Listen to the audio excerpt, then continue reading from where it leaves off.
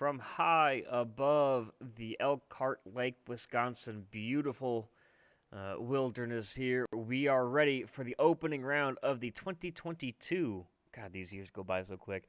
2022 Penguin RC Sports Car Challenge. And I'm CubeCast. Chad here with me in the booth this year is going to be Matt Kingsbury. Used to having Ray up here from last year, but we got you in the booth now, Matt, and it's going to be interesting to see. Yeah, it should be a lot of fun. It's nice to take a break sometimes from the racing and just get to watch. We got a lot of racing to come up in the schedule, and the field looks pretty competitive this season with pretty much a guaranteed, new champion or, I guess Ray could repeat. But, over the last few seasons, we've got a lot of new contenders this season that could possibly take the championship away. Yeah, Janny not returning last season's champion. I think Ray is the only past champion that's actually running the season, but we'll have Blake Reynolds, I think, for the whole season running once again. This is a look here high above looking at Sarah Rabb, currently sitting second on the timing charts, so she's primed for a fantastic start to the season. And P1 right now is your brother Ray Kingsbury. He's sitting there with a 2:03.391 for his best lap so far. He's on another flyer here, though. Yeah, and I think he's probably going to take the pole. Maybe Blake or Cody Crossgrove can, make a challenge there. But those are kind of your favorites, those top five there. And I think those will be the guys that we see battle on and out with Ray, Sarah, Blake, Cody, and there's one more. I'm just trying to think of who it is. I mean, that was five. So yeah, those five, and I think maybe Brandon Lambert could mix it up a little bit, and Peter Houston. I think those two are ones that we could see, fifth and sixth there, and just kind of mixing it up. Yeah, top six, all within a second of Ray Kingsbury for the moment. Sarah Rabb right now 2/1000ths off. This is a look at Ray Kingsbury, the Audi Sports Slovakia livery that he's running this season. And he was actually just held up. We just saw it kind of a moment ago. That is Jeffrey Wallace that's in front of him right now. Wallace had a moment a couple corners ago, and that was a huge checkup for Kingsbury. I think this is just an out lap for Ray, so we'll have to see how he can do with his final lap. 3 laps, 15 minutes for all the drivers here, and right now it's still Ray Kingsbury on top. A couple of the drivers are on flyers. Marwan Mafta right now currently sits P6 as he works his way now, just starting his next lap. He's working his way up towards turn 6 now.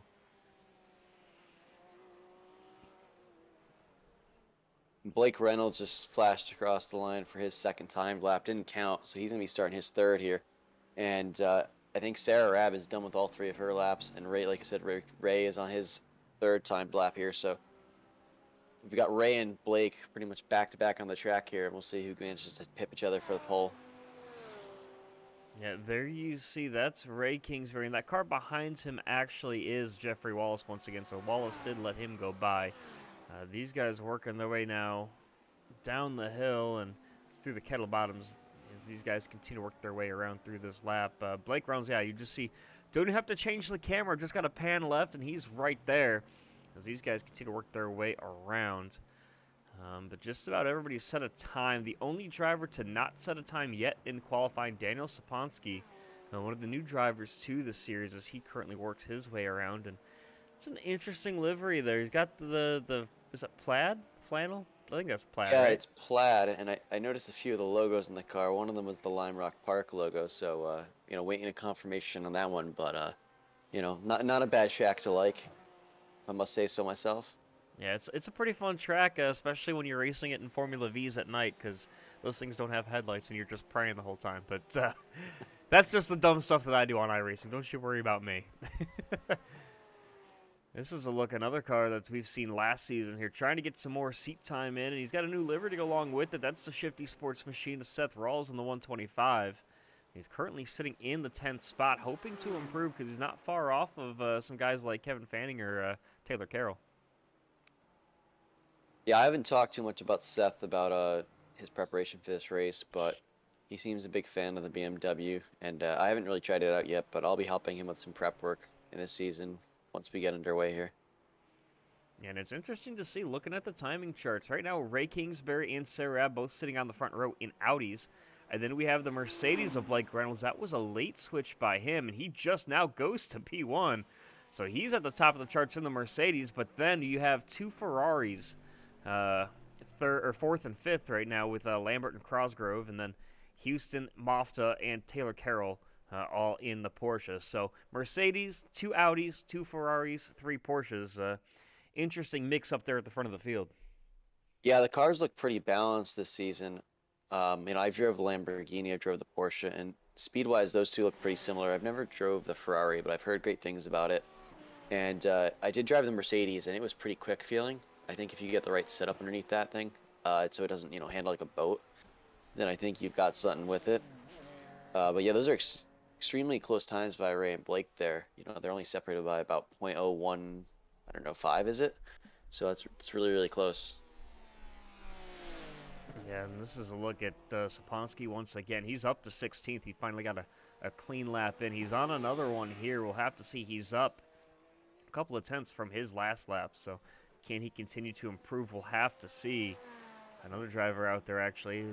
This is a familiar color scheme, but different paint job, different livery to it, is Brian Son, one of the sponsors here in the Penguin RC Sports Car Challenge, and it's definitely a different look there with the, and he just loses the back end a little bit. That hesitation set the back end around, and he's going to take a tow back to the pits there in that car. So only a couple cars left on track right now. This is Jeffrey Wallace, currently sitting dead last on the field, shotgun 21st in the 99 machine.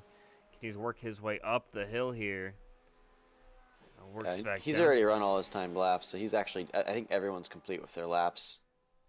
Yeah, so 1:45 left. I think you're right. Everybody just about has turned all of their laps. And, just pit entry practice here. Very slow for him on entry. He definitely, it's part of why you practice those things, is just to try to get as much out of the car as you possibly can. Another driver. Yeah, and this is a pretty tricky pit entry because you can't even see. When you come up there, it's blind. There's actually a little crest that you can't even see really the cone until you're like almost on top of it. Because right by the grass there, the cone barely sticks out, and when you come up there, it's just impossible to see it. Yeah, and that's one of those interesting things about this course, is just how how there's so many elevation changes and so much you can do. The other thing about pit entry is there's actually a little bump if you hit it just wrong on the left side of the pit access road before you even get up the hill.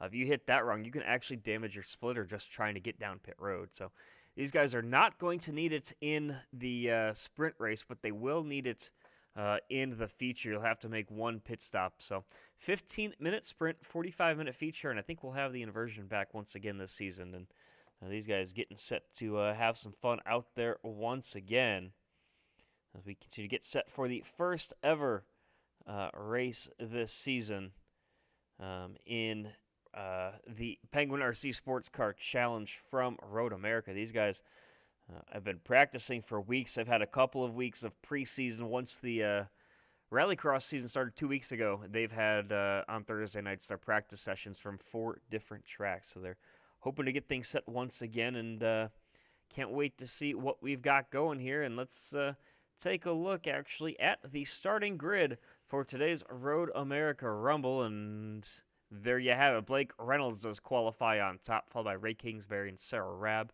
Then Brandon Lambert and Cody Cosgrove in the Ferraris. A couple Porsches then behind with Peter Houston, Marwan Mofta, Taylor Carroll on the outside of row number 4. Then Kevin Fanning, Seth Rawls, Christian Oss, and Tim Brokaw wrapping up the top 12.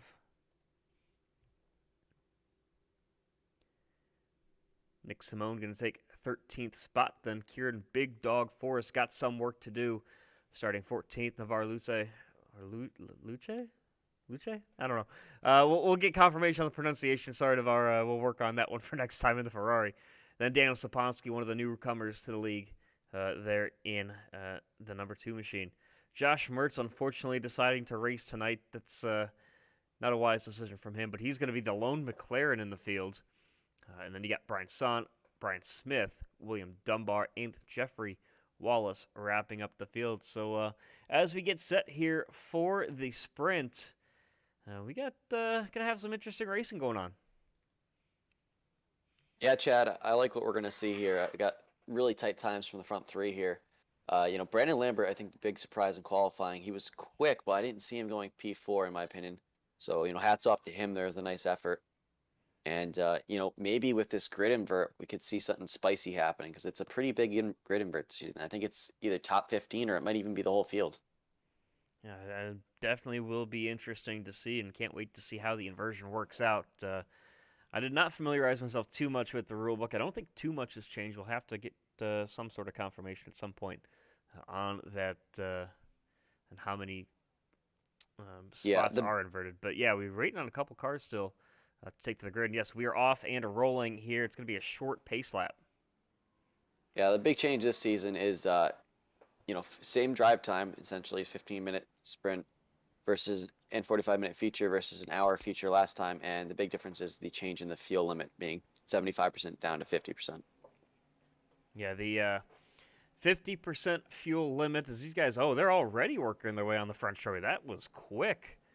I didn't realize it was such a short one, but they get set. The pace car pulls away. They crest the hill, wait for the green flag, and we are green at the start of the 2022 A season here in the Penguin RC Sports Car Challenge with Kingsbury. They're on the inside with, I believe that's going to be Sarah Rabb actually in the second row. So Kingsbury on the outside is going to hold on to that spot, and they're going to settle out and be single file. No side-by-side once again. That's Reynolds there in the Mercedes. Still on the inside. Kingsbury tries to fight the outside. He's still able to do it. He's holding on. And we've got a fight up front, but just about everybody else is single file. Yeah, I think he's going to have it done down at the corner here unless Blake can drive it in deep and hold it on the outside. And you got Sarah Rabb looking down the inside of Blake Reynolds also. So not the best start from Blake Reynolds. Ray actually pipped him to the line there. Yes, so they're still side by side. They're going through turn number 5 now, and that's going to give the position to Kingsbury. They crest the hill into turn 6 and work their way towards the carousel. Single file now, basically the entire top 10. Yeah, Peter Houston up to 5th place. Got around Cody Crossgrove there. Cody Crossgrove now just running off track slightly. Going to drop a few more seconds here under threat by Taylor Carroll. Yeah, and I think that this is one of those races where some of the guys... Oh, Kingsbury is off. Ray Kingsbury did go wide there going into the carousel, and unfortunately he lost a ton of position, so he's now side by side with Crossgrove. He does have the preferred line on the inside, but they're continuing about who's going to get the better drive off the corner. Kingsbury really needs to recover. Yeah, he just lost the rear end there, getting loose under brakes. Blake Reynolds actually followed him off, so they both drove in pretty deep, lost the rear ends, both of them did. Sarah Rabb actually took the race lead from Blake Reynolds there going to the carousel. They continue to work their way now around on the first lap here from Road America. And there you see Kingsbury leading a freight train of cars. It's himself, then Crossgrove, Carroll, Rawls, Fanning, Brokaw. All these guys line astern, and they come around the final corner to complete the first lap of the 2022 A season here of the Penguin RC Sports Car Challenge. It's a good start by Sarah Rabb. She takes first place across the line there, but she's very quickly under threat from Blake Reynolds as he shoots to the outside here into the braking zone of turn 1. Yeah, such a strong draft here on such a long straightaway. Rabb, though, going to have the inside line through turns 1 and 3. Turn 2 is basically just a kink down the straightaway, and that's going to give her the lead, and she continues to hold on to it. And that was key for her, is if she could hold on to that top spot.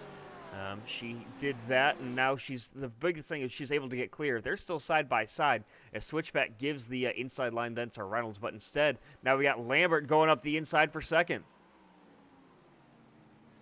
Yeah, I also got a report, unfortunately, Marwan Mafta has run out of talent in the braking zone on lap 1 there, down the downhill, and hit the wall, so it looks like his night is about done for the sprint race here. Well, thankfully, yes, this is just the sprint race, so we do have another race for him to get the car reset and have some fun there. Talking to Marwan before the race, he was having trouble with a couple of the braking zones out here just because of how tricky they are, especially in the way you have to approach them when you go into the braking zone. But so unfortunate to see for him, but he's now into his pit stall. He's got some work to do, though. We'll have to see what he can do when we get to the feature race. Yeah, he was talking about how the Porsche can be a little loose on the brakes, and having drove it last season, I understand where it can be difficult with that car. And Marwan actually, I was watching him. He's doing a very nice job with his car in practice, so I'm sure he'll be out there and pick up some spots in the future. This is a look at Taylor Carroll, currently running in the 8th spot. Continues to work all over that rear wing of the 125 of Seth Rawls. And he's hunting. He's using every bit of draft he can possibly find, but unfortunately he's just stuck in line right now. It's Crosgrove, the 67, out in front of him.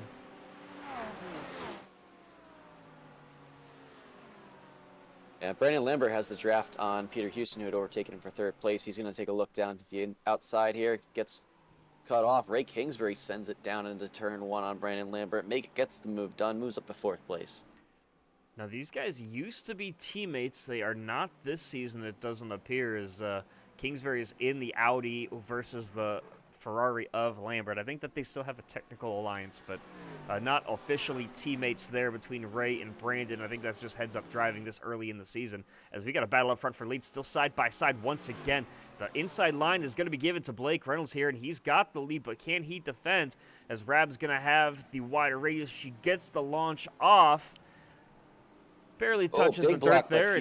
Wow, that was a little squirrely there, yeah, from Houston. And Blake Reynolds still trying to find a way around. And that's one of the things about these cars, is just how tricky it can be. You can get there, you can set up the move, but actually getting it done is very tricky.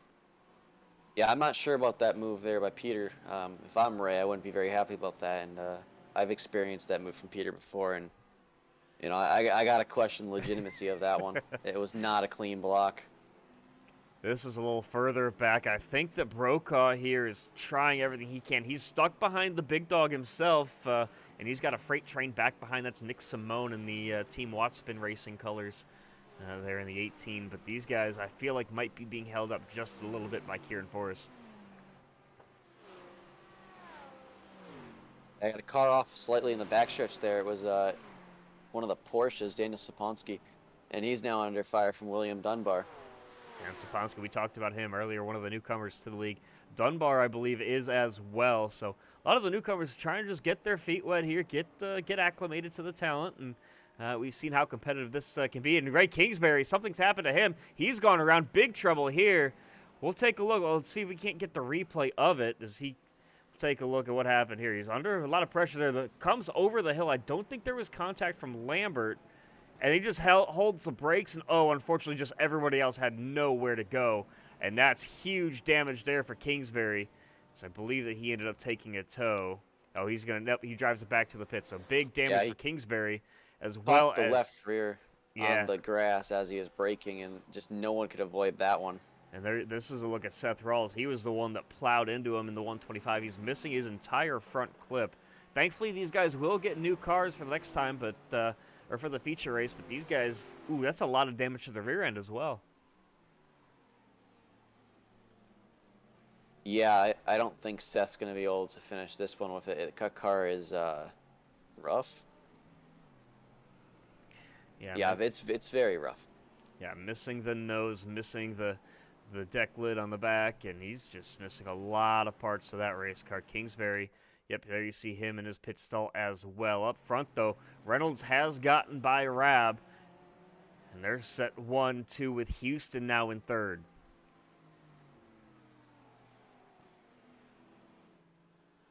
It looks like for the most part, these positions have really kind of sorted themselves out. They've got a little bit of a gap between at least your top 5 now, and then there's 3.5 or so seconds back to Christian Austin. Yeah, he's going to be feeling it from Kevin Fanning. Seth Rawls, we just talked about him and all the damage he has. But he's right in front of Tim Brokaw. He's got a little bit of a gap, but it seems like Rawls is able to maintain at least some pace. Yeah, I'm watching right now. Fastest car on track is actually Cody Crossgrove right now. So and that's Christian Austin around, and he nails the inside wall, that tire barrier, with the front end of that car. He gets it around, and that's a very dangerous move. The car's still coming at speed. Yeah, we've got 6 minutes left in this session, roughly 6 minutes 30 seconds, and we're not going to see too much tire wear come into action here, but it is worth noting, like the point structure has been revamped to make, with the inverted grid, because they don't want people just throwing the sprint race to get a good spot for the finals. They actually made these sprint races worth quite a bit of points. And I think that's a change that definitely needed, because we did see last season a couple drivers throwing points away at the end of the sprint to advance and try to start further up in the field. If, say they're going to start 5th or 6th, or finish 5th or 6th, you might drop a position or two, try to just get that little bit ahead that you possibly can.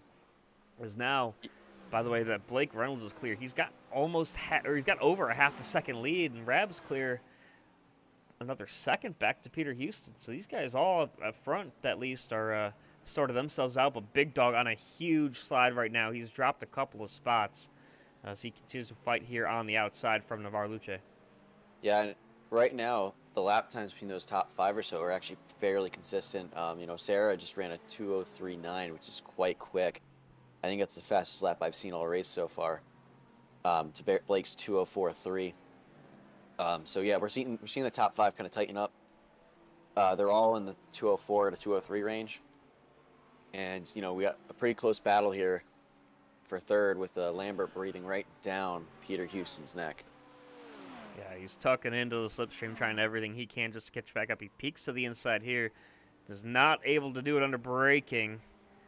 So now they work their way back around. Couple of corners left in this lap for them to finish this one up. And this is a very complex, very difficult track, is Road America. It's one of my personal favorites here in North America, but these guys definitely know how to run it quick as they continue to fight here for the last step of the podium in the sprint race.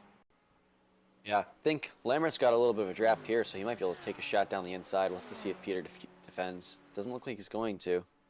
I think it's too late anyway, as he pokes his nose to the inside. Just about clear. Under braking, though. Huge lunge from Houston. Still Lambert on the inside. Almost forcing Houston wide as he's going to tuck back into the line. Lambert is not able to keep his momentum up on the inside. Lambert sticks to 4th, but he's still all over that rear wing for the moment. Yeah, not sure. That was a great lap by Brandon there, too, 2:03.9.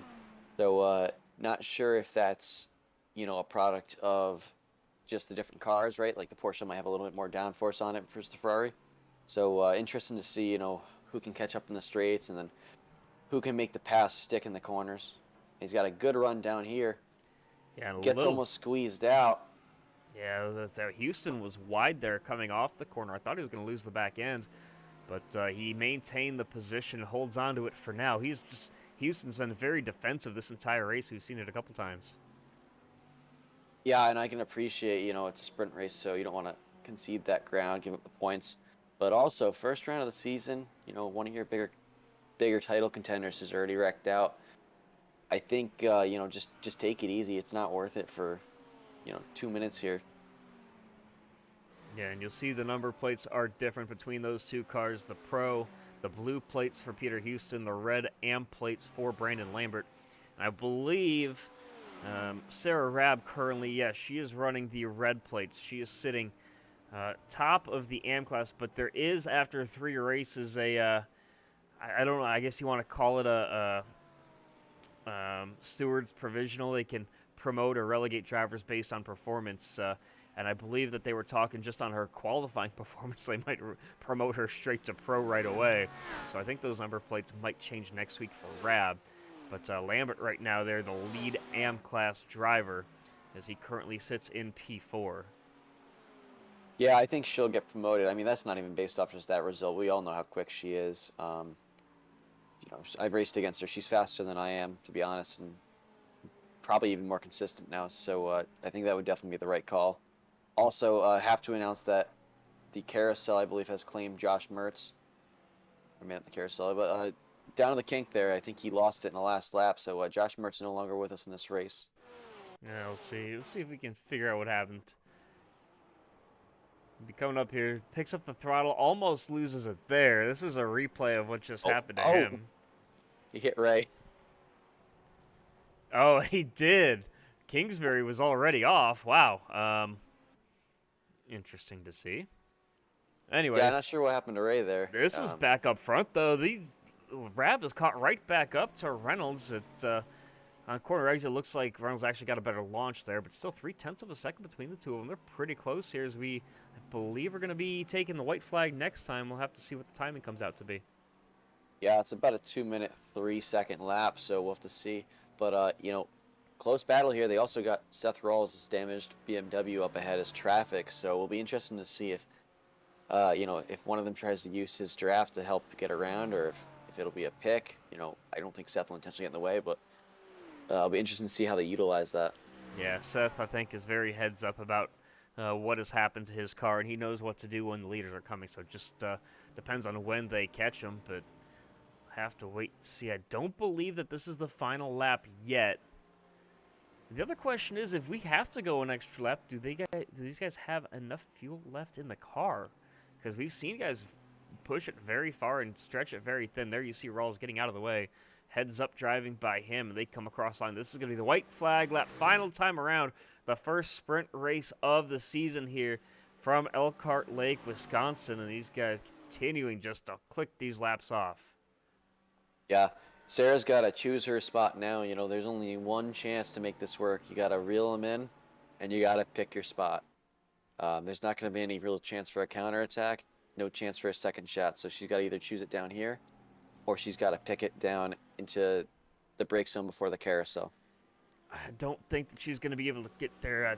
Maybe she'll be able to get through the final couple of corners, but if she can get a good launch off the carousel, maybe do something down the kettle bottoms, she'll be able to get something done. Here she goes, Pete to the inside. Aggressive move late on the binders. Still side by side, and there's a little bit of contact there. Reynolds goes around, and unfortunately that's going to send him nose first into the wall.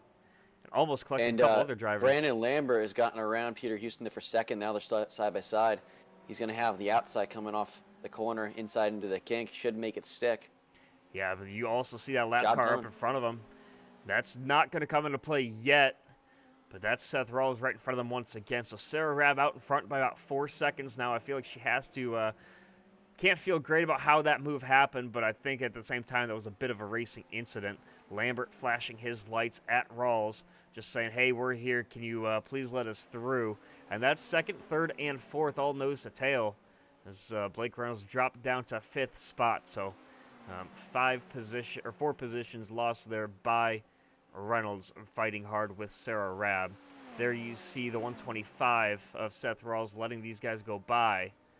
So it's going to be Sarah Rabb through the final couple corners, all on her lonesome, well out in front of everybody else. So we'll look back to these couple of drivers as they will continue to work their way around Road America. Yeah, I'm looking back at that incident. Sarah did not get, was not going to clear Blake, and Blake didn't really take a narrow line or anything like that. It was a normal line. So I don't put the blame on Blake. I think just Sarah's still a little new to this, and she just washed out a little bit. And she celebrates in style with the first sprint race of the season, absolutely binning it into the barrier. But it's Lambert then going to end up second, then Houston, Crosgrove. Reynolds does end up finishing 5th, and I think that's best case scenario for him after what happened there. Fanning, Brokaw, Simone, Luce, and Son. Kieran Forrest and Taylor Carroll. Christian Ost now across the line, so he's going to take 13th, followed by Dunbar. And all these drivers pretty far back, they are all separated by great distances. And Seth Rawls came home 17th. Ray Kingsbury, yeah, he's going to finish 18th as these guys just continue to try to churn their laps out here. But, yeah, for the most part, I think that that was a pretty good race, except for a couple incidents here and there. I think overall, I think we saw some pretty good racing. Can't wait to see what we see for the future.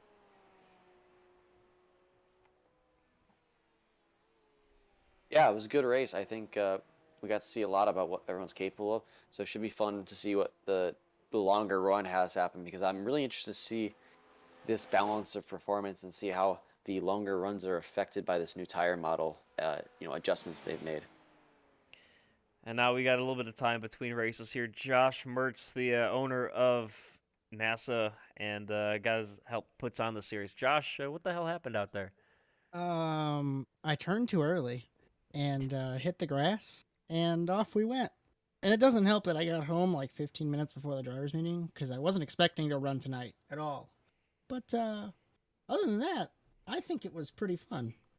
Yeah, we saw How was your Irish luck? Yes, the lack of. I promise I haven't had any drinks yet. Irish. I I mean, thought he was he German. signed up as Irish. He signed up as Irish as his I do have a nationality. red So beard though, so so you're a leprechaun today. yes, I am.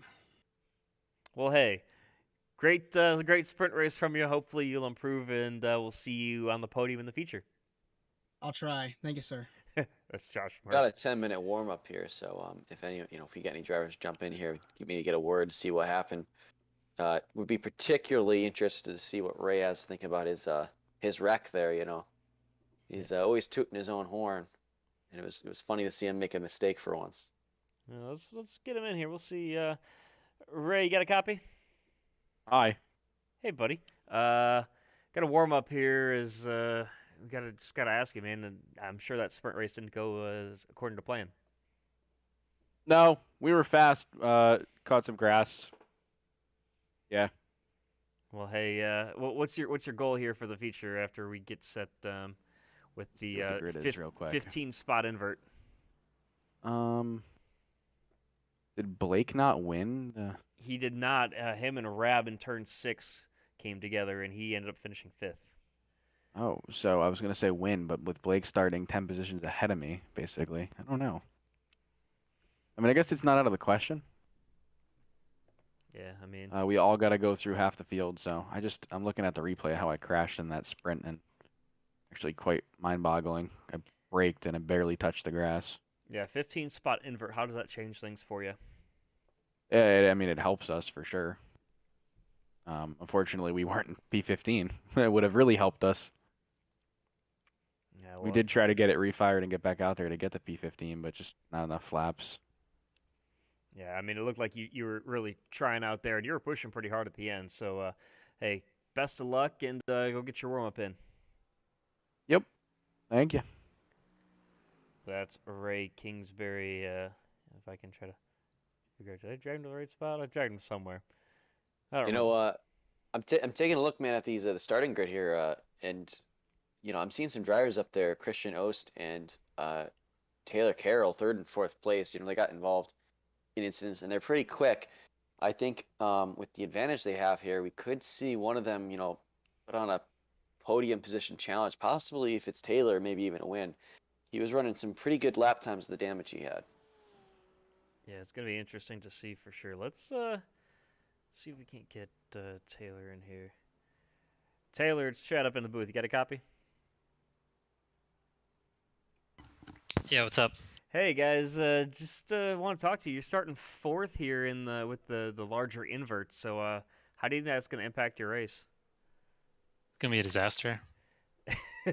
You don't think it helps your chance of getting maybe that surprise podium starting in front of some of the faster guys? No, it just means I'm gonna get run over by Ray. Don't worry, Ray's way far back.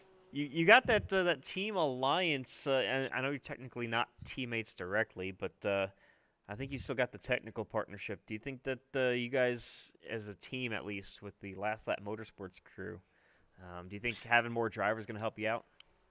I would hope so. I mean, I'll probably let him by, just to be friendly. But I mean, we're still, competitors. Just gonna get after it a little bit. Well, I'll let you know. Ray is rolling off, I think, I want to say 18th, P18, and you're rolling off 4th. So, you got quite a few seconds until he's going to get to you. That is true. Well, then I'm gonna have to hold him off then. Yeah, I think you got to go for it, man. I think you got a shot at the win here. Depending on Where's how quickly Sarah Blake at? can close you down. Sarah's 15th. All right, Yeah. I might have a chance. I'd be more scared of Blake. Blake was the one leading at the end there, and him and Sarah are pretty close on pace. So I see my boy Kieran's in 5th. So the way he drives, he's a traffic cone. He should hold him off long enough. Yeah, he has those hazard logos in the back still, right? That said break early. You still got those, Kieran? he's not up here, but no, hey, best of luck this season, and can't wait to see what you do in the future. Thank you, sir. Yeah, that's Taylor Carroll, driver of the number 10 Last Lap Motorsports machine. So it's going to be fun to watch some of these guys out there. We've heard from some of the drivers up at the top. Let's Let's see. We got 5 minutes here. We'll see. Get one more interview in here. Blake, it's Chad up in the booth. You got a copy? What's up, Chad? Hey, unfortunately, not the result I think that you were hoping for there in the sprints, but it does help you out a little bit in the feature. Yeah, the inversion definitely helps a little bit. I'm still 11th, though, with that top 5 finish. So, yeah, Sarah apologized. I don't know if you interviewed her already, but she definitely felt very sorry. We're kind of teammates in a way, but as you can see by my beautiful Jim Bieber Esports General Tire Mercedes, that unfortunately my teammate, Keith Jeffrey, is not here tonight. He's our twin car, but that first race in this league, whether I was in the previous season of this or the IndyCar version, I was never really mad in the first race because I knew I had a chance later. I was gonna be mad if that happened in the second race, though. So, like, I'm not mad at her at all. Like, honestly, it was a kind of like a racing deal because I turned in, but then she like threw it in, but with like max lock. I kind of gave her like the most amount of trust room, So then we barely connected, and then I couldn't get turned around because I'm driving a Mercedes. I can't, it's big. I can't get it turned around. Now you're driving a boat. Focus. I'm driving a land boat. yacht. So yeah, as you saw, probably stupidly, I hit my clutch, released it, and I gassed up into the into the tires, barrels there yep. on the left. Yeah. How'd that work with traction control on? It just kind of went forward, like no wheel spin at all. So I do have a disable button. I should really get more familiar with that. Now, I was about to mention that Savian Ragster, who I thought would be racing this season, but I don't see him here. He was very fond of saying, I have a traction control disable button for when I spin out, and I was like, but you shouldn't be spinning out. Yeah, but it's kind of like I have that advantage of having that tool for when I do spin out. And you'll always tend to spin out in the most dramatic situations or nail-biting ones that kind of narrow up your season or kind of make your points battle a lot tougher toward the end. So I just, in the I guess effort of just not trying to, I don't even know what I'm trying to say. I'm just trying to drive. hey, we'll wrap things up here with a curveball for you. NASCAR, Hendrick, Le Mans. How do you think it's going to go? Badass of a concept. Sorry, I don't know if I could say that on your broadcast. Oh, say whatever you want. I don't care. All right, I won't F-bomb. Anyway, but I'm not the biggest fan of Le Mans. And I know a lot of people that just aren't the biggest fan of Le Mans. I respect the history of it. I just don't like driving it. I don't like driving Le Mans. It's just not that fun of a track. But I think if there was a car that would be awesome to drive around there, especially with the straightaways. Unfortunately, it has chicanes though. But even with those straightaways, I bet you a NASCAR stock car could hit 200 easily. And I'm pretty sure the only class that does that now is the hypercar. I don't even think LMP2 can hit like 190. So that'd be really interesting. Yeah, that was the news that broke today. But, hey, you know what? Hopefully you have a better result here in the feature than what happened to you in the sprint. Best of luck this season. Yes, thank you. That's Blake Reynolds, one of the top runners from last season.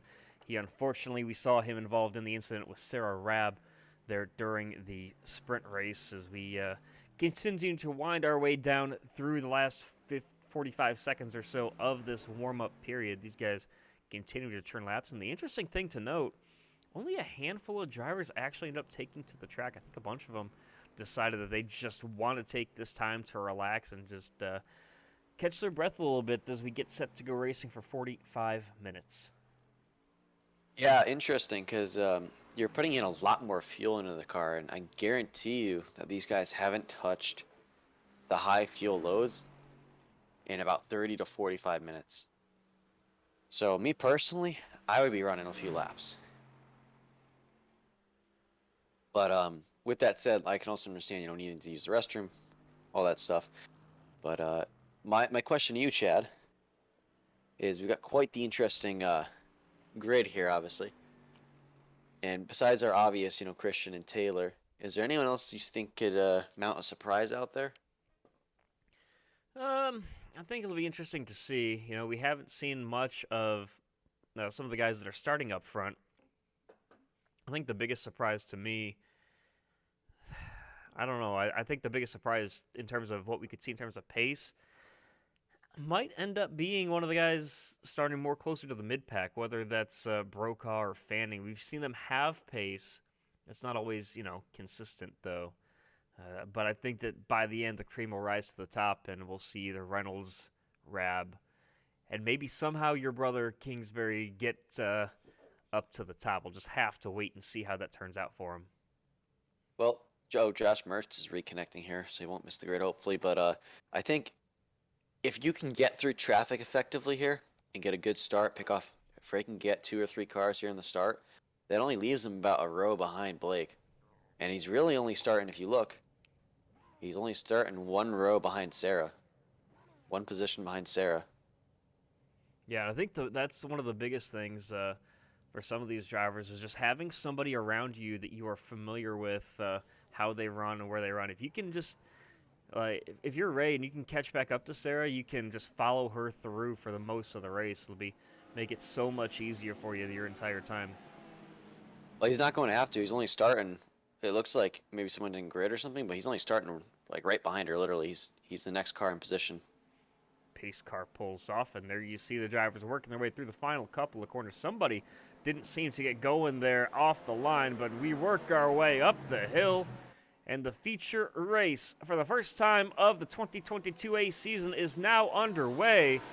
As we have a clean start so far, working our way down towards turn 1. Saponsky, new driver on the inside there, works his way clear, and he sends it in with Christian Oast right behind him. So these guys very clean up front. We have to hopefully see that some of these guys are clean, and that's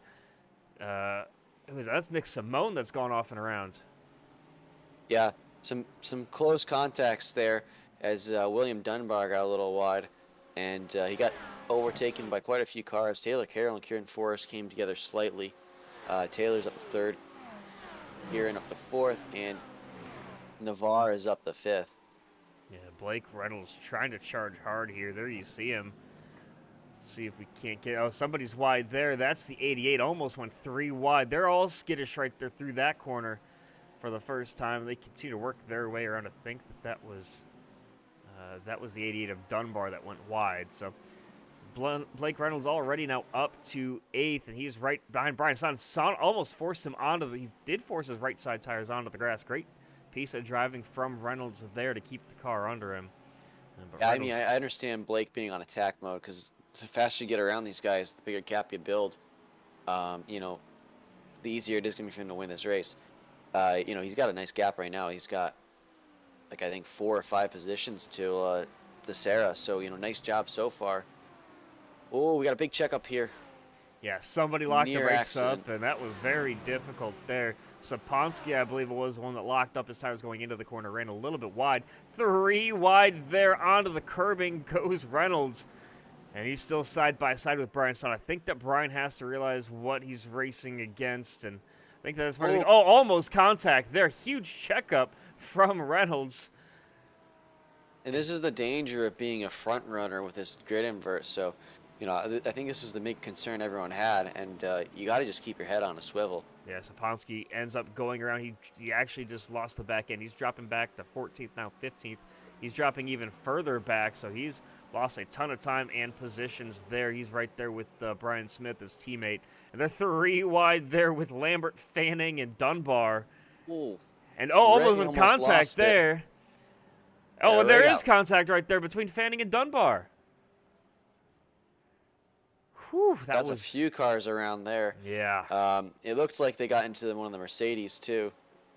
It was actually Lambert, I think, and Dunbar that made contact initially. And then Fanning might have got a little piece of it. Doesn't look like he got any damage, though. Yeah, Lambert was the lead car in that group, and I think that him under braking is what kind of spooked some of the drivers back behind. And once that happened, it all fell apart from there. This is a look, though. This is back at Rab and Kingsbury, 9th and 10th. and they're trying to work their way up through the field. I think that Kingsbury is content to just sit in the line here and just kind of wait things out and hope that Rab can punch the hole that he needs. Yeah, I went back and looked at that little wreck there, and Brandon moved under braking, and I don't think William expected that, and just got into the back of him and then overcorrected into, Kevin Fanning. So it looks like Kevin got a little bit more damage than I thought he did. Yeah, turn one's so critical here. You want to be all the way to the outside so you can hit your apex perfectly. If you're side by side, if you're, for some reason on the inside of the track, you have some work to do to try to get the launch speed off the corner. But right now, it's still Blake Reynolds up to 4th spot. So he's worked his way very quickly through this field. So he's only got Ost, Carroll, and Forrest out in front of him. And you see him clip the grass there. He's pushing very hard as Brian Son just lost the 6th spot to Seth Rawls. Rawls doing everything he can to. You already see what kind of gap he's pulled away from him. So definitely Yeah, gonna be Seth's fun to doing watch. very good. He's gotten also around Peter Houston that lap, so he's up 2 spots this lap already, and he's continuing to climb. And then you got Sarah and Ray are also coming onto Brian. Well, Peter's making the move now on Brian Son.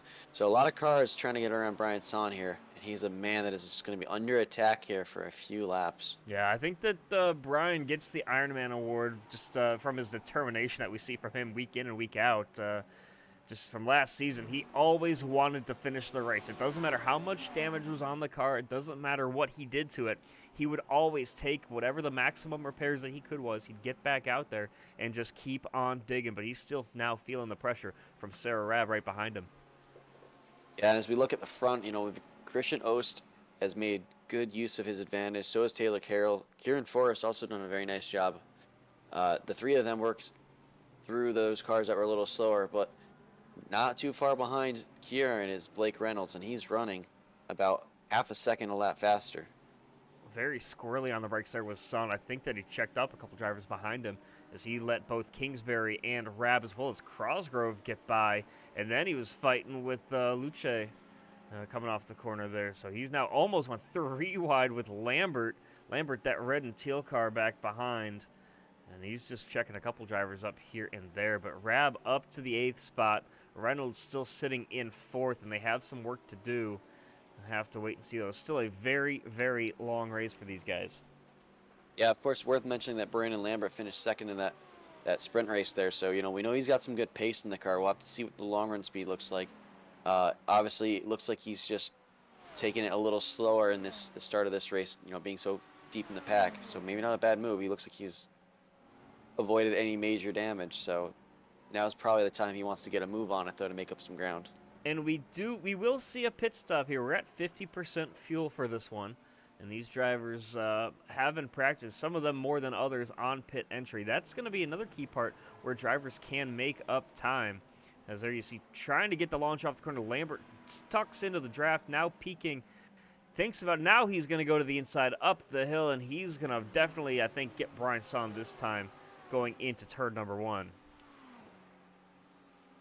Yeah, good point about the pit stops. That's something you can actually use to get out of traffic if you're behind someone that's a little slower. You think you could pop out of that group, and even with the higher fuel load, you might still be able to run a little faster than them.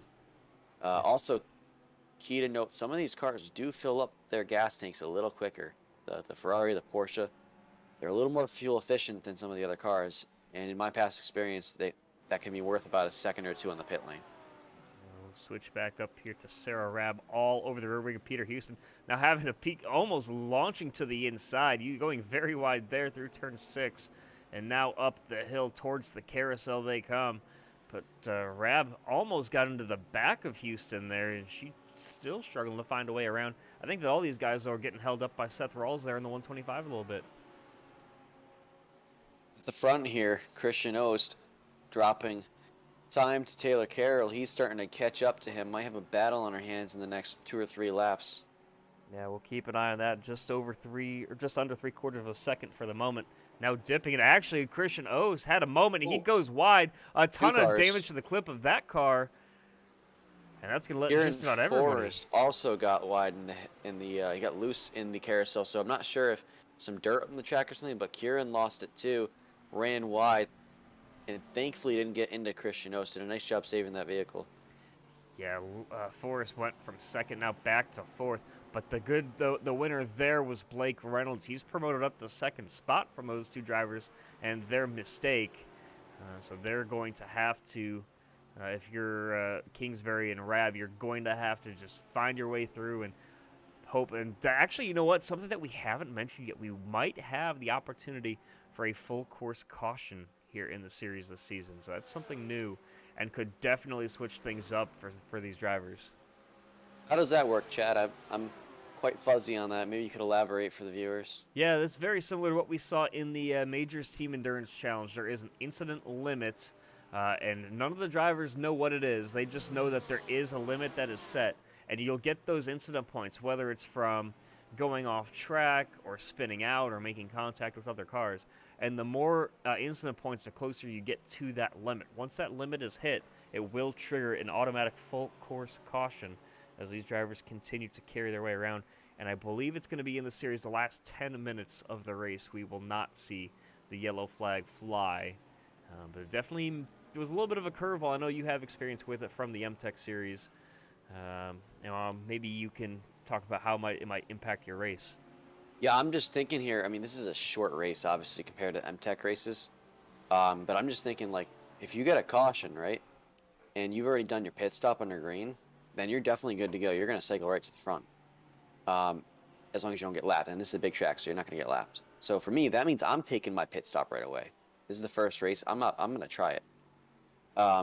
Another strategy, obviously, is if you have to make a green flag pit stop and the caution comes out rather early, right? You can take your fuel and all that under yellow, and then come back down under green and just hop off and go. Make a really short pit stop. I'm not sure if the rules say that it has to be under green or yellow. I'll do some research on that really quick and get back to you, but I'm sure it's just a mandatory pit stop. So I think, if that flies, I'm definitely taking a pit stop. And by the way, we just saw it in the background here, but Ray Kingsbury gotten by Sarah Rab.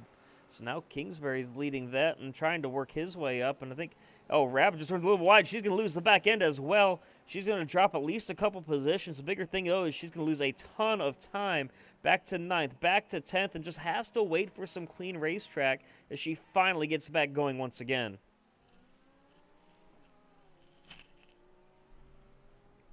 Yeah, that's not going to be ideal for her, wanting to possibly fight for the overall championship here. Obviously a great result in the sprint race, but, she's been running GT4s. I'm not sure how much GT3 running she's been doing, but she's a very quick driver, so unfortunate to see her make that mistake, but hopefully she can recover. Yeah, she qualified near the front for the sprint race, and we saw her win that sprint race as well, so those points will help her out there. I'll have to hopefully see her work her way back through the field once again. But these guys doing a big bit of shuffling here. This is Houston and Rawls side by side. Contact there, a bit of a pit maneuver by Houston. Very aggressive driving. He's going to rejoin the track right in front of a couple other drivers. And that's going to send Seth Rawls back to 10th, 11th. And I think that he's just now getting back rolling once again. We saw him lose his front clip in the sprint race. And now, unfortunately, looks like he's got some damage to it once again. Yeah, and of course, Seth couldn't get that car rotated because Peter kind of pinched him out and they made a little contact. He was almost in the grass, so I'm not sure. But I also heard a comment from Ray Kingsbury there a moment ago saying, Peter, stop pushing people off the track. So very interesting comment there, as I know they had a little bit of a coming together there also. Yeah, we'll have to wait and see what the stewards decide. All penalties are assessed after the race, and it's on a protest system. So we'll have to see what is protested and what the penalties end up being, and we can talk about those next week once they get handed down. Yeah, that was definitely interesting. I also saw, down there, I see what he was mad about, and he did push him off the track, to be honest. But Ray also made a pretty late lunge on Kieran Forrest. I don't know if you caught that one on lap 8 before that whole wreck with Seth Rawls. And here you see it once again. Yeah, this is Ray Kingsbury right behind the big dog himself. And this is for 4th spot. I think Kingsbury knows that he's faster. He peeks to the inside. I think if you're the big dog, you realize just the gap in talent between the two of you, and he does let him go. And he's, I think, just going to sit behind and try to learn from the experience of having a faster driver right in front of you. And we have our first taker for pit lane. It's Sarah Rabb, so I think she's going to roll the gamble here, say, all right, maybe I can make it on fuel, maybe I can't. But she's definitely going for that strategy of getting the caution flag. I think that's a good strategy, and we'll have to see how it works out for her. Yeah, you'll see none of these cars going up on the tracks. They're just going to take fuel, get back out there, and get rolling once again. So she gets underway as she works her way off of pit road. He's going to drop down to 17th spot, but she is going to be the first of drivers on pit road. And if the caution comes out, that could be a genius move to start the season from her. Yeah, especially with she doesn't really have any damage. She has a little IC in the car, but I don't think it was affecting her speed. So I think that's important to take that risk. You got no one in front of you. Outright pace-wise, she can still pass a few guys, but adding the fuel in isn't going to make it do or die for her. It's not going to get her the win. So take that gamble and try to get the caution. Yeah, this is a battle for the overall lead, and that's going to go to Blake Reynolds. Not much of a fight put up after a couple corners from Taylor Carroll. And that's going to put Blake to the point, and Ray Kingsbury now in the 4th spot. 7.5 seconds off. He's going to have to have a miracle to help him out to get up to the front. Yeah, good driving by Blake so far to get back up there. Obviously a little advantage over the other guys, and I think that was just enough to make the difference to get through a lot of the heavy traffic. And then obviously Taylor, running a smart race here. We made I made the comment that he's in a good spot to do something if something happens. And like I said, I think a podium's on for him in this race because you look where he's at, and he's got quite a gap to the next car behind him. This is a look at the battle for the 7th spot. Lambert and Crosgrove, they've been fighting pretty hard. They were within about a 1/10 of a second not long ago. It's up to 3.5 tenths now. It's still Crosgrove trying to find his way by Brandon Lambert, but can't do so. He continues just to sit in the draft for the time being.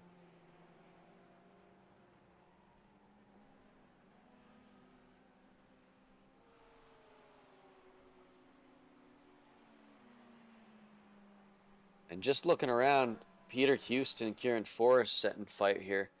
Peter takes the dive down to the Kieran, and it looks like he's got the move just about done. Can't get thrown off the corner. Kieran's going to clear him off in.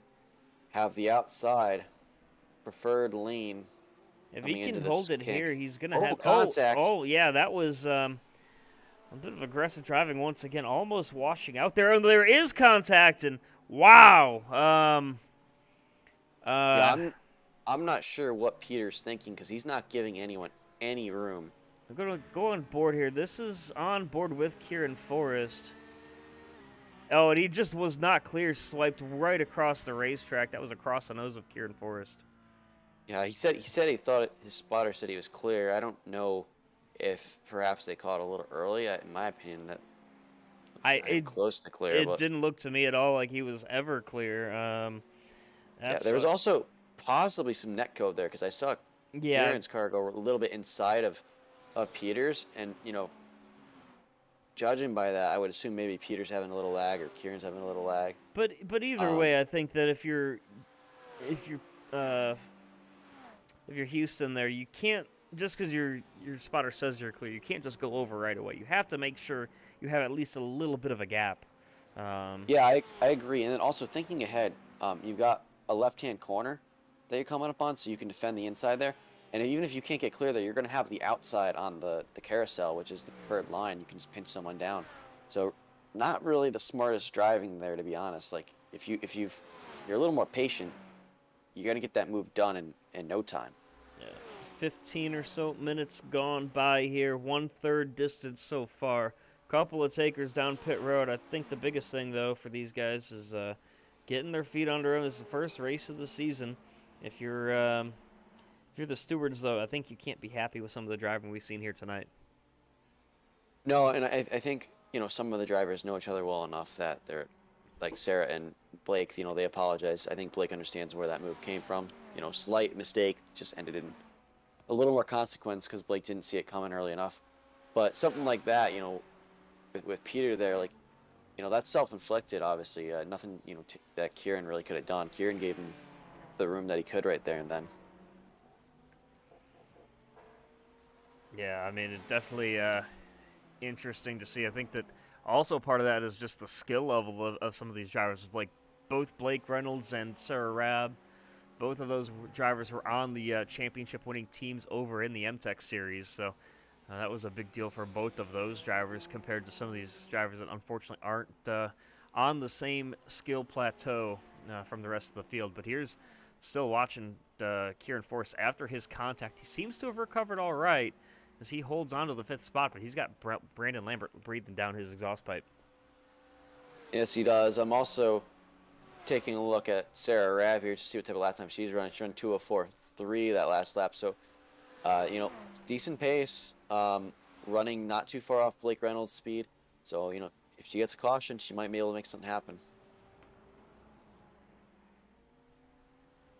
Just continuing to watch. I think for Sarah, you just have to get through some of this traffic cleanly. She's got 7 seconds up the road to Mertz. And as we watch here, Brandon Lambert gets the run down into turn 1, makes it look easy on Kieran Forrest. No real contest there.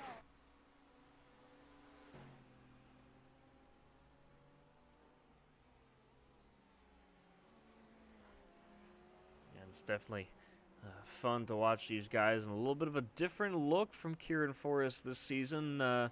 Went from his military green to the black and looks like black and gold, black and orange on his car now. So he's rocking a different livery this season. But Lambert once again with his teal and red car with the bright red rims that just pop no matter how you look at it.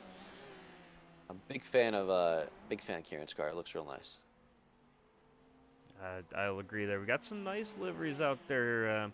Brian Son is one of the colors are familiar, but the paint itself is changed from last season, and have to see how that works out. And Cody Crossgrove, has he had an issue? I think that he has possibly disconnected from the session. Yeah, I don't see him on track at the moment. I think he's lost connection.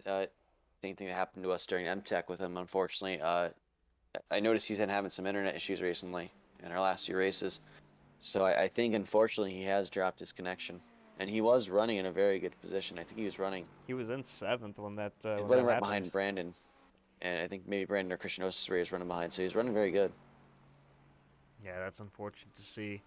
Some of these drivers, I think, are very happy with that, though, of being able to improve their position. Basically a freebie out there.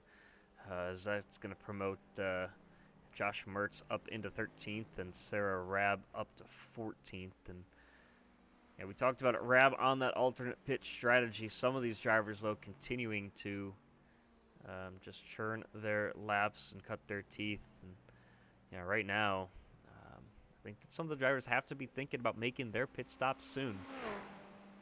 Yeah, I'm looking, man, and I'm actually seeing that Ray Kingsbury right now, one of the fastest cars on track. Sarah Rab, one of the fastest cars on track. So you gotta wonder, what is the tire wear like? Is it significant? And it looks like right now Blake Reynolds about half a second off their pace. So with the amount of time we have left, we could see that gap close up. Yeah, they're still watching here. This is Kevin Fanning running all on his lonesome. Most of the field actually is spread out. This is back up to Lambert and Forrest, and actually Marwan Mafta, yeah, he works his way down pit road, so that's going to promote Sarah Rab up to 13th now. Nick Simone here, he is working up on the back of Daniel Saponsky. Saponsky is the driver who started on pole this race, had an off earlier in the session, and now works his way, barely holding on to the top 10.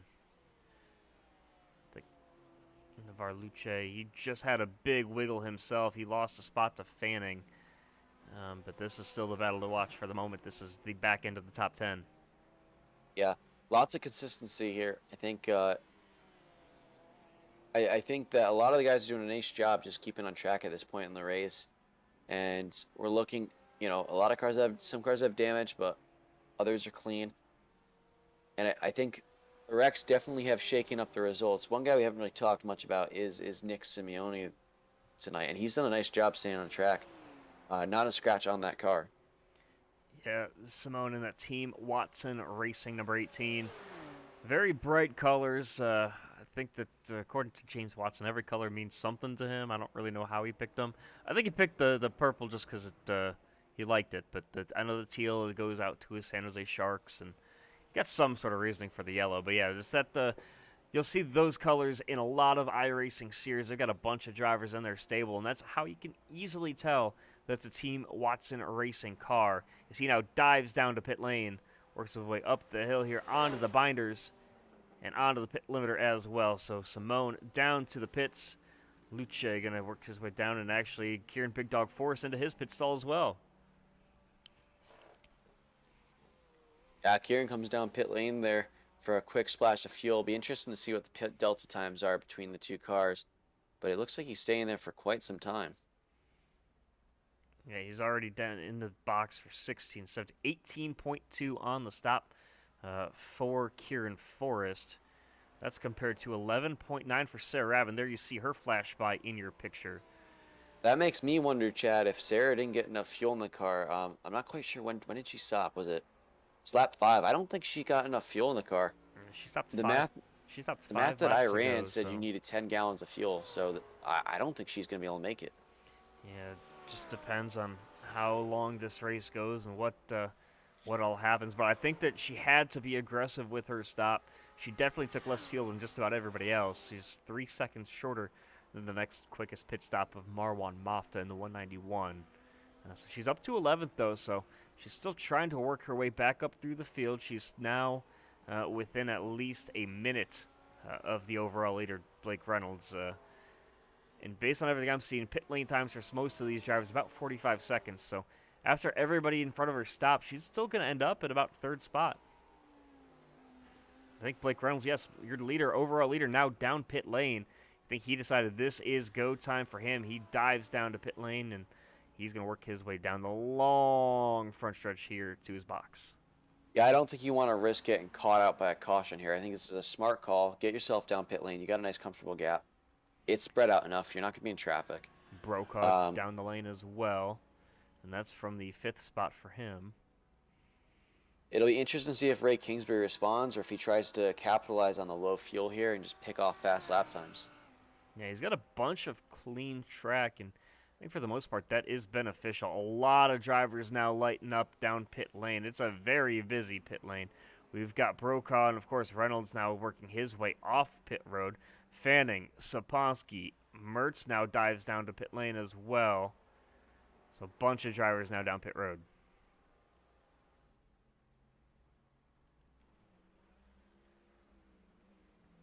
This is back up to Blake Reynolds. 17 seconds on the stop for him.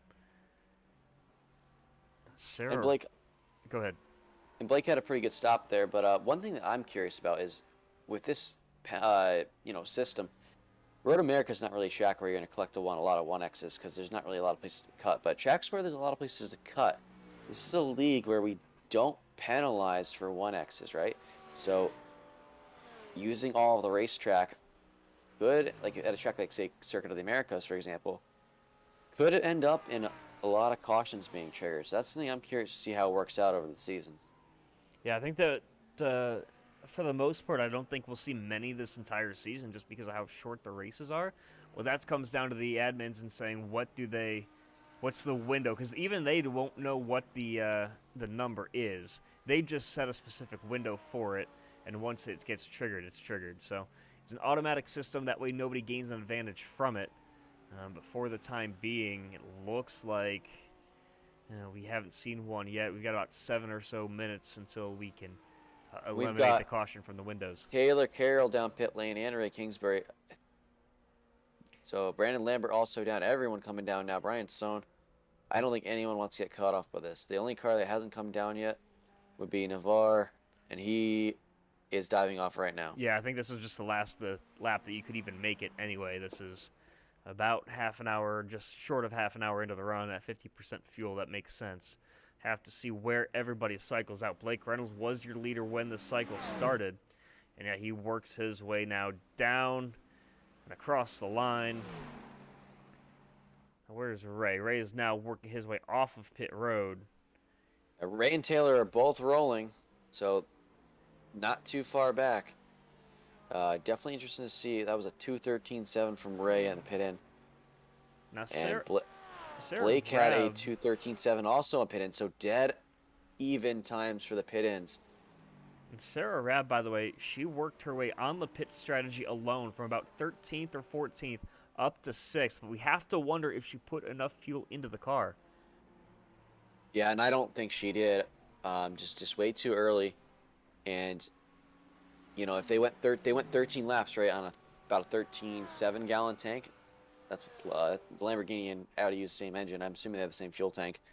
So that tells me she can't make it. She's 5 laps short, or 3 laps short at least. So we'll have to keep an eye on her and see what she can do. She's 2 seconds behind Brokaw. Brokaw, though, that's a look at him right on the back wing of Brandon Lambert.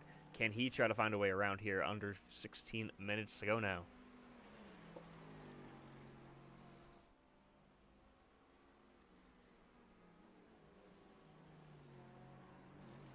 Nice thing about this is you don't have to worry about cold tires. They should still be pretty warm, so no one really comes out uncomfortable. And nearly crashing, so that's beneficial for these guys. Is tires are all warmed up. They don't really wear all that much. There's a little wear, but not too much.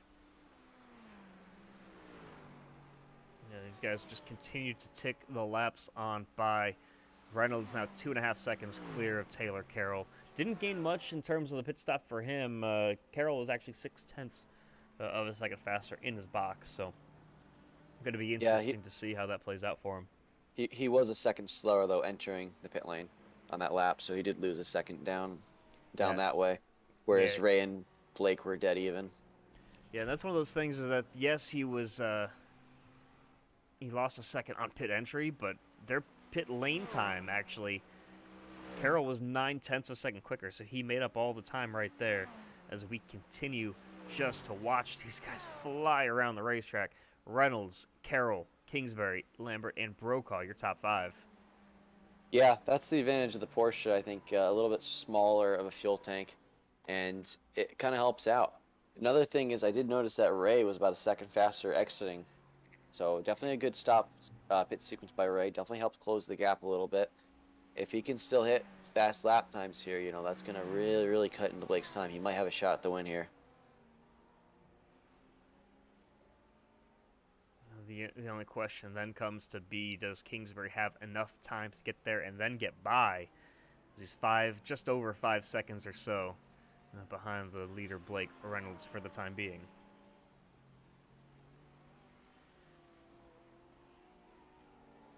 And Cody Kroskov lets Ray Kingsbury through there, obviously a lap down, so yielding to the blue flag.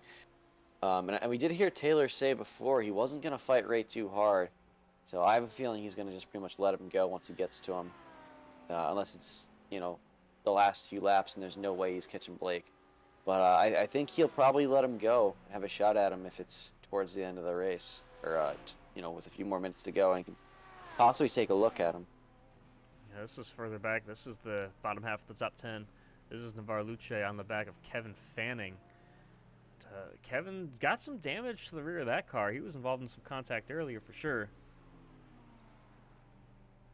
Yeah, I'm not sure where that damage came from. It could have came from when he got spun out on the opening laps there. I did see some damage inflicted there, but I'm not sure if that was... I didn't see a car close enough to hit him, so it could have been netcode. Yeah, I mean, doesn't seem to be impacting him too much. His lap times are pretty close to what we've seen him run all night. Maybe a half a second or so off, but there's a car off. That's Sarah Rab once again. Yeah, the damage on Kevin Fanning's car was netcode. There's no actual damage. So Sarah Rab on a bit of an adventure tonight. She now drops down to about the 10th spot. Unfortunate for her, as that was from the 6th position where she last time she came by the stripe. Chet, she's insanely quick and usually very consistent on the racetrack. I think the hard part about being insanely quick is when you're still, growing into a car, and the Audi is a newer car for her, I believe. She ran GT4 for MTech, and I think she's run other cars before this Audi deal. So, that could be a little of adjustment phase. You overdrive the car just a little bit, and you're going around. So, just it's something that you got to keep in mind that you might need to underdrive the car by 1 or 2% just to not spin out. Yeah, absolutely. This battle's still heating up between Luce and Fanning. Oh, and I'm listening to Sarah. The reason she probably spun is I'm hearing her throw the clutch in every single brake zone. So definitely confirms that she's not good on fuel. Yeah, doing everything she can to just save. It was a short stop. It got her the track position, but yeah, I mean, when you're focused on when you're not focused entirely on just driving the car, when you're focused on fuel save and focusing on making up time, that's definitely going to come back to bite you. She currently barely holding on to the top 10. Yeah, it's also worth noting that, 11 minutes left to go in the race. There's highly unlikely that there's any chance at a caution happening now. So her strategy is basically thrown out the window, and this result's definitely not going to go her way unless she was to get it in the next 10 or so seconds. And you just saw your leader flash by on your screen there. That's Blake Reynolds in the 066. But this is the battle for the second spot, and this is Kingsbury trying to catch back up to Carroll. Right there, he's definitely getting the slipstream. There you see a lot of the thick clouds rolling overhead as well. So he's definitely right there, and Kingsbury trying everything he can. He's searching for every bit of slipstream to catch back up.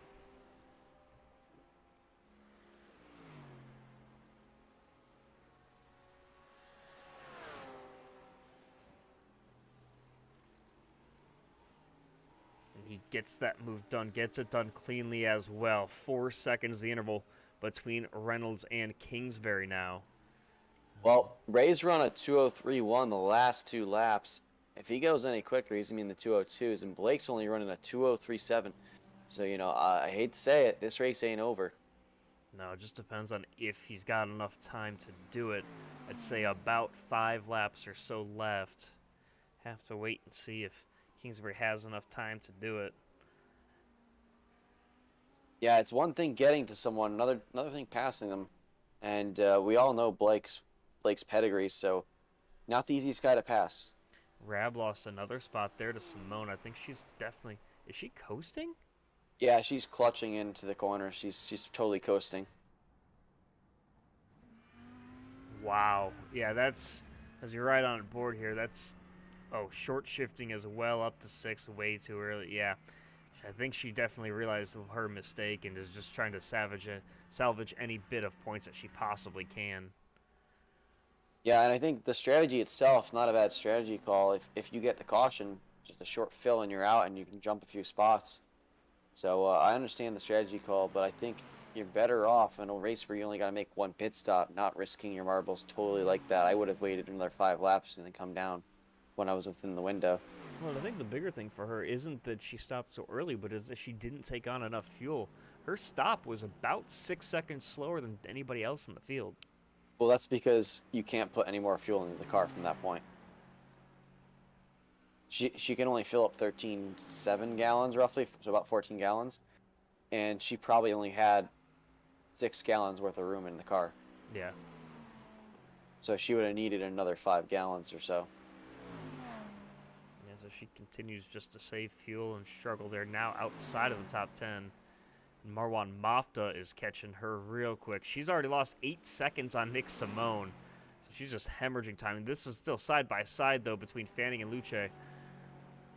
I think there's a point where you got to just say, well, all right, I'm going to keep losing time. I got to just pit top off the fuel here because you're going to lose maybe 15 seconds pitting versus, 10 seconds a lap.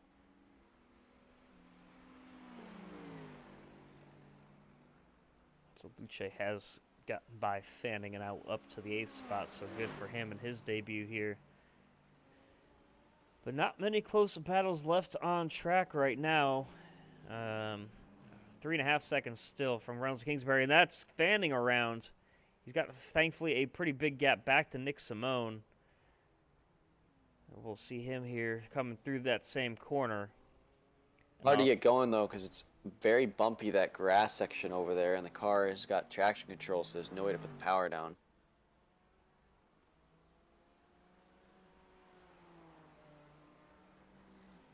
Not sure if something happened to Ray Kingsbury. It looks like he lost some time to Blake Reynolds. Yep, got a little sideways, and he's definitely dropped about a second.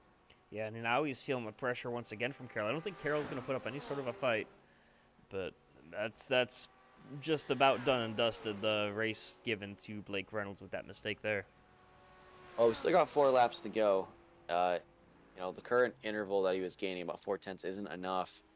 Maybe without that mistake, it would have been enough, but yeah, definitely a tall ass. He's going to need Blake to make a mistake now to get there. And Blake's a pretty consistent driver. That's probably not going to happen.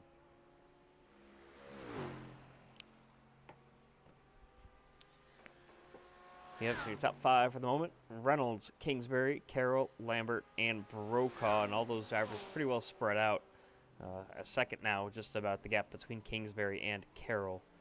And not too many close gaps throughout the field. Actually, Josh Mertz is about to catch back up, and yeah, he's going to go by Sarah Rabb with ease as Rabb continues to save fuel. And I think at some point here, I mean, if she stops here, you know, she's going to get passed, I think, anyway, by Saponsky. She's going to be the last car on the lead lap, regardless of if she stops or not. So she's got 2 laps anyway to Cody Crosgrove back in 15th. I think she, at this point, should just come in, get her fuel, and go, because I think she's going to be losing too much time. Yeah, well, I would have made that call already by now, probably. And Mertz, what's he doing? I think he knows he's getting some screen time, so he steps the back end out. Not even running the correct number plates. What is he doing? Mertz, I'm going to ban you from your own league. Yeah, Josh Mertz got the grass there. McLaren does have a little bit of at least it feels like it does, has a wider rear wheelbase. So very easy to step that rear end out on the grass and not feel it with the fronts. So I think that's exactly what happened when he got on the brakes, you know, just went around. Kieran Forrest here within about 0.3 of a second of Tim Brokaw. I think both of these cars, Forrest catches the grass here. Both of these guys, I think, have some damage. A ton of damage to the front clip of Tim Brokaw. You see that nose was pushed in, pushed up. Now that's just going to be a damn block in the air trying to punch a hole through the air. Yeah, not sure when that happened. I don't see anything major. Must have happened during the last lap because it was not there at the start of the lap. He did have about a 5-second time difference there in that lap, so he must have hit something. Yeah, he definitely caught the barriers at some point. Not sure that we have evidence of it. We'll have to see. Oh, he hit Cody Crosgrove, I think. Cody spun and was stopped in the middle of the track. And Cody tried to get moving when he saw that Tim was coming, but it was a little late.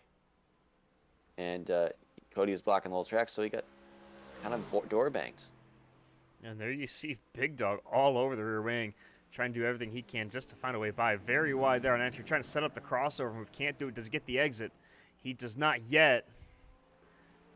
I suspect the aerodynamic advantage he has will help him in the next straightaway.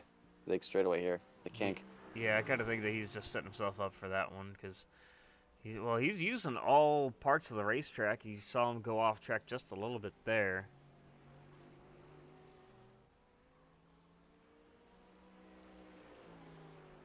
We'll see how he sets up the run here. I know with the new downforce package and the new aerodynamic, you can see he's pushing very, very tight through the carousel there. A high downforce area where you're under a lot of speed, a lot of grip from the downforce produced by the car. Yeah, real quick. You can tell you got a lot of aero wash and pushed wide there. I think I might have. Oh, we got trouble here, possibly. That's Lambert. We'll see if something has happened to him. I'm getting a notification that he might have crashed. Possibly just went off track. Yeah, I think he just went off track. He did tap the wall, but it wasn't very there hard. Is not too much there. Saponsky, he I think did the same thing. But let's go back here. This is a look at Brokaw. You see, there's no damage to the nose of that car yet. But as he works his way now up the hill, he's gonna crash to go back to the left. The back end stepping out. Oh, there's the contact. Yeah, that's where a lot of that damage came from. So. There you see him side by side, back to live picture here. He is on the inside, trying to defend from Kieran Forrest. Forrest still holding on. I think he's pinching him off just a little bit. There's definitely going to be some contact, and that's a massive crash. That is big. I'm surprised. I really thought. Yeah, I don't know where. I don't know who to put blame on for that one. They're both side by side technically still. Yeah, so here's a look at the chase cam. We'll see if we can hit it. As they approach the braking zone, you can definitely see that Big Dog is on the outside. He's fighting hard. Big Dog is definitely there. Yeah, there was just nowhere for him to go. He was not given any room there. Yeah, I don't know if Tim knew he was there. I think there might have been a slight period of time where it was called clear, even though there was still like a little bit of a overlap. Yeah, so there was a little spot where it was called clear. So that's unfortunate for Taylor Kieran there. I think he didn't do anything really wrong there. Just Tim didn't know he wasn't clear. And it wasn't like he came over on him. He just never left the room, I think, in the first place. Yeah, there's room on the curb, and then that room disappears. And you could tell he started coming over a little bit to give room, but it just wasn't enough. Yes, these guys continuing just to tick off these last couple of laps here. Blake Reynolds with 45 seconds left on the clock. He's going to bring out the white flag. There you see Barney waving the white flag as we continue here for the final time at Elkhart Lake this season, the final circuit here at Road America. And it's still Blake Reynolds now the 3-second lead over Ray Kingsbury. Taylor Carroll then 7 seconds back, and pretty spread out all throughout the field as we continue to work. And looks like, yeah, Brokaw worked his way down to the pits as well. A lot of these drivers now actually over the last little bit, we saw that incident with Forrest and Brokaw. I think Rab, yeah, she did come back down a second time. She's down pit road once again. Actually, is she might have retired from the race. She did. Sarah Rab has retired from the event. So I think that she's going to regret that. She could have picked up 2 more spots. Yeah, that's unfortunate for her, but these guys continuing to just churn their laps. And Josh Mertz, on about 5 minutes of practice, might end up with a top 10 here. Yeah, I think it's going to happen. I mean, he can't really get passed by anyone. No, he's got a minute 7 seconds out the back to Saponsky.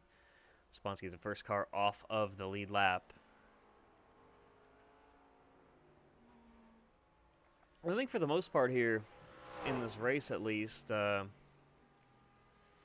we've seen some great racing. We've seen some great battles, but I think at some moments we've had some subpar racing that could definitely be have some questionable outcomes. We'll have to see what the stewards have to say about it.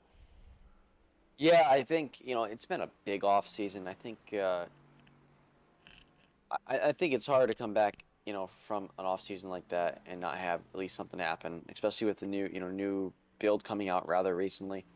I'm not excusing, incidents, of course, but I'm just saying, like, a lot of variables have changed. New vehicles. Flashing his lights and across the line, the first winner of the 2022 season, Blake Reynolds here wins the Road America Rumble at Elkhart Lake.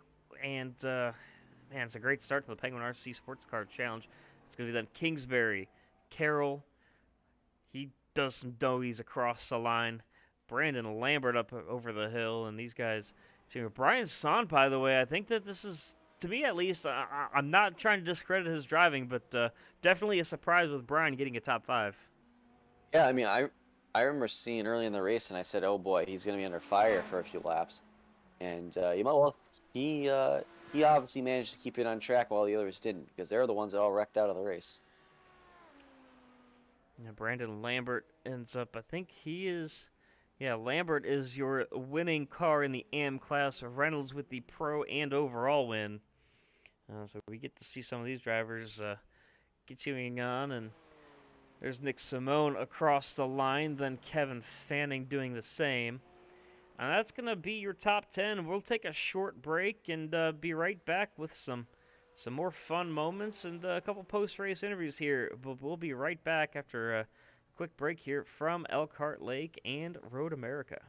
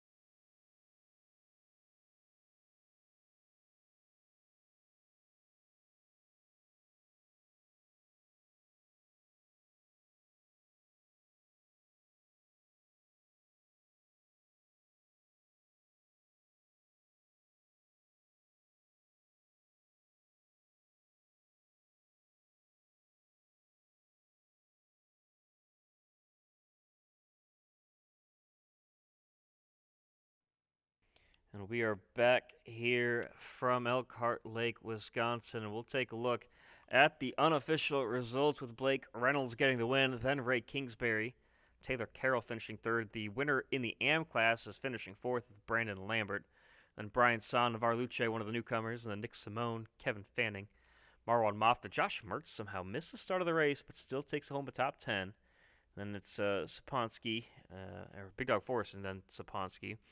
And then Brokaw Rab finishing 2 laps down, followed by Cody Crosgrove, William Dunbar, Peter Houston, Seth Rawls, Christian Ost, Brian Smith, and Jeffrey Wallace wrapping up the field here. As we'll take a look, see if we can't get some interviews here. Let's see who we've got. We got Blake Reynolds. Blake, familiar territory on the top step of the podium. What'd you think of the racing today? Pretty good in that feature, man. I had no idea what to expect. I guess I was like, 11th place. You know, it's a better inverse, but really, it really wasn't. I still had like the same people who were very difficult to pass for those first couple laps. So I had no idea like what was going to happen those first couple. It was definitely a bit of a roadblock. Everyone just trying to figure out not get wrecked in that first lap or two, but it was a lot of fun. Especially Brian Sohn. That guy held me off, man. He is really good at just placing his car. And I saw he got a top 5. That's pretty good. I can't remember where he finished last season or the IndyCar season I ran, but that's pretty good for him. Yeah, he had a couple of solid finishes last season. We always called him the Iron Man because even if he wrecked, he'd get the car back out there underway and try to just do what he can to finish the race. But we went from... I don't know if you guys are still watching. Sorry. If you're still watching, I've just approached the front straightaway here. I drove the entire way back from my burnout backwards because my tires are flat. Yeah, we're just catching you going across the line backwards now. But just to talk about your race a little bit, it was a shorter, a deeper invert. We went from 8 cars to 15. Mm-hmm. And I know that you weren't expecting to start where you did. I think that you were probably hoping to be a little bit further back, which is kind of weird to say. But how do you think the deeper invert kind of changed things for you guys? I definitely got to the people that were harder to pass faster. I'm not going to call them slow at all because if you look at the lap time spread was not very large in this race. So there was definitely not a lot of slow people, or even in that first 15 there, slow people at all. As you saw, it took me several laps to actually get by them. So they definitely held their own, and yeah, it definitely made it harder in the fact that I got there earlier, but then I also, left it earlier. They were stuck back there, and I don't know how long it took Ray, but once he got clear, I mean, that Audi is definitely the car right now, as it seems. Yeah, well, next race, we're going to Motegi. I know you've got experience in the sports cars from over in MTech. The race that time didn't go too well for you, but what are your thoughts looking ahead? I like that track. The Porsche is what we raced there in the MTech. And this car, I just, in the last 5 laps, I found something to find 4/10 in a whole lap here. So I'm kind of curious if I can carry that over to Motegi and other tracks. This is kind of a little quirk I found in the car. So I'm actually very excited for that. I'm glad I made the switch to the Mercedes. Just like I said earlier, big engine sound, growl, a lot of heavy, kind of similar to my my NASCAR stock car stuff. So I'm glad I made the switch. It's definitely a fun car to drive, and I'll look forward to it at Motegi. Well, hey, congratulations on the win, and I'm sure we'll see you after the races here a couple times this season. But anybody you want to thank? Any shout-outs for you?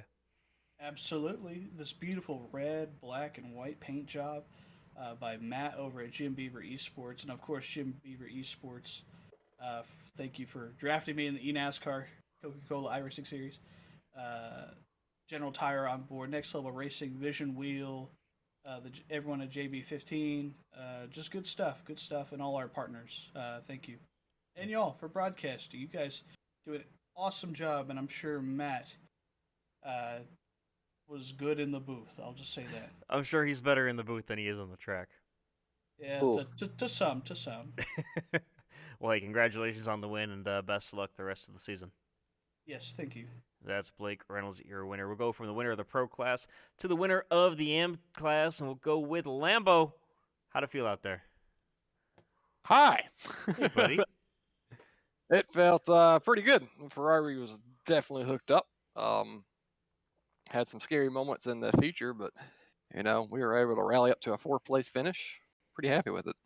Yeah, 4th overall, 1st in your Am category, and it's definitely a wild ride for you. Talk about some of your scary moments there. There was one scary moment. I went 3 wide with I think it was I know it was a Merc and a Lambo, and then I saw them spinning out of 1. I hope I wasn't the cause of it, but I think you were clear by the time they spun. okay. Yeah, it was you moved over a little in the brakes then, and I don't think that other car expected it, and nothing that I wouldn't have done personally. And he just got in the back of you, and they ended up spinning out. So it really wasn't. Yeah, it wasn't really much you could have done about it. You were clear on him when you went to the brakes. 10-4. 10-4. Yeah, that was the only scary moment. And then late in the race, I was pushing real hard and just trying to gain on Taylor, but ended up halfway looping it into the right-hander out of the backstretch and kind of killed any chance I had catching Taylor. I don't think I was going to catch him anyway. He was 7 seconds ahead of me, but I was reeling him in about 9/8 of a lap. So the Ferrari was really hooked up. It really liked this racetrack. I'm hoping we can continue this momentum and this thing doesn't get nerfed. Yeah, it's Funny, definitely a fun race for you. Sorry. Go ahead, Matt. Yeah, I was about to say you say nerf, but Blake seems to think the Audi's got the pace. I've been hearing a lot of good things about the Ferrari. I never tried it, but heard a lot of good things about it. I've also heard a lot of good things about the Merc in this build. So I think those are the 3 cars I've got circled to watch for overall pace, just to see how they do. What are your thoughts, Brandon? Yeah, I definitely think. Well, I think the Audi comes to the driver. I think it's a really hard car to handle. But if you can get the handle of it, you can be super quick. For me, I know I drove it in a couple seasons ago, and I just didn't. I never got the feel for it. But yeah, the Merc seems really strong. I see a lot of people and official running it now, and I think it's a great car. It's always been a really good car. But the Ferrari's always just fit my driving style, and I'm also a Ferrari fanboy. So Now, this is kind of your baby this season, and we talked a little bit on the broadcast the possibility of cautions, the increased invert, but what changes to the series are you looking forward to the most? actually, it was tonight. It was the first invert of 15. Finished P2 in that sprint race, and that set me up to start the race in 14th in the feature. And boy, was that ever scary. But it makes it a lot more challenging. You gotta pass cars that are not a whole lot slower than you, but maybe just a tad, and you gotta find a good place to pass them and try to pass them cleanly and actually hope a couple people in front of you make mistakes like what happened tonight. I know Peter and Sarah and a couple others made some pretty horrible mistakes, and but I think that's just it's the first race of the season. We haven't raced together in a couple of months. I think the racing will probably get cleaner as we go along, but yeah, cautions are they're available in the enduro race at Spa. We got pretty cool little algorithm set up, so nobody knows when it'll come. It'll just pop up. It's all figured out by this algorithm in the game, and when the algorithm hits a certain number, it'll pop the caution up. So so so it's only at Spa. Okay. Oh, Yeah, we okay. weren't aware of that, but okay, cool. Anyway, yeah, it's not in these races, no. Gotcha. I would say it's a very short race to have a caution, but anyway, hey, congratulations on your 4th overall and your class win. Who do you want to thank tonight? I just got to thank my teammate Cody for having a really good setup that we were able to tweak and make this car really fast. Complex Sim works for the sponsorship this season. Big shout out to Christian Ost and that team. And yeah, LLM. Last lap motorsports. We got a couple different cars out here running, and we all practice as a team, even though we're driving different cars. We keep each other going faster and whatnot, and it's just a lot of fun. Hey, congratulations on the win, and best luck the rest of the season. Thank you. That's Brandon Lambert, your AM class winner. One final interview here tonight, and that's going to be the guy that finished second overall and the teammate to Blake Reynolds back in the MTech series. Ray, definitely an interesting race tonight. Yeah, it was fun. Nice track. Love racing it. Wish I had not started at the back. Might have been a little different for us. We almost died lap 1. There was a Mercedes that had a brake failure behind us from about 10 car lengths back. Somehow avoided that. And then avoided the Ferrari that also had a semi-brake failure. So, all things considered, I think we did okay. Yeah, and I mean, it was definitely an interesting start. You had to work your way up through a lot of traffic, whether you had made the invert or not. But, man, 15 cars in the invert. What are your thoughts there? Oh, it definitely makes it interesting. I mean, I really wish I had finished 15th in the sprint race. That would have made the race a little easier. And by a little, I think you mean a lot, but yeah. Yeah, I mean, so I was like 9 or 10 seconds behind Blake by the time I got into P5, I think it was. And I finished 3.5 behind him, so I made up a lot of ground. Car was really good. We navigated traffic pretty well, and didn't, we did get turned once and T-boned once, but she kept going. Yeah, and you got a different car. I know you're running the Audi this season. What are your thoughts with the change there? Yeah, I mean, we were stuck between the Porsche and the Audi, and I'd previously run the McLaren and liked the McLaren. Obviously always tempting to try a new car with a new build, but with the relationship with Audi Sport Slovakia and representing their team, it makes no sense to run anything else. And the Porsche's a great car, but really liking the way this Audi feels. It's probably the best feeling GT3 I've had in a while under me. Like I said, I really love the Porsche, but something about this just suits me. Yeah, it was definitely a interesting change from you, and hopefully it works out the rest of the season. But anybody you want to thank tonight? Yeah, Sarah, just great driver, and she's super fast. I mean, I think we're gonna see some race wins out of her, and Blake always driving us clean, and all our other teammates out there having fun. Complex SimWorks is on one of our cars. We've got Penguin RC Sim out there on some of our cars. Just good people doing good things and having a lot of fun. So that's what this is all about. And I'd rather race 21 people every week and have the racing we did tonight than race 50 people and not finish, because kind of what happens sometimes. Totally get that. But hey, congratulations on second place finish, and best of luck the rest of the season. Yeah, should be a good one. That's Ray Kingsbury, second place finisher tonight. And Matt, definitely a fun race. Any final thoughts from you? Yeah, I'm looking forward to Motegi. I think, solid race here. We got to see who's going to be a contender pace-wise. I think there was a lot more carnage than some of the people would have liked. And I think we'll see at Motegi a much more tame race. Yeah, can't wait to see how that plays out. New track as they switch things up here. New tracks this season, including Motegi and a couple of others. But yeah, looking forward to a fantastic bit of racing, and that's going to wrap up round number 1 here from Road America. Congratulations to your winner and Blake Reynolds, as well as Brandon Lambert, the M-Class winner. As well, looking down, got to thank a bunch of people, whether that's Josh Mertz, helped put the show on, Ray Kingsbury, Kieran Forrest, Brandon Lambert, of course, I got to thank you, Matt, for helping out up here in the booth. Everybody on the competition committee that helps with all the penalties and all the stewards that help out there as well. But thanks, everybody, for watching, and don't forget to tune in Monday where we go rallycross racing once again, where you can watch Matt be a bowling ball through the field like he normally is. But until then, for everybody here at the Automotive Sports Network,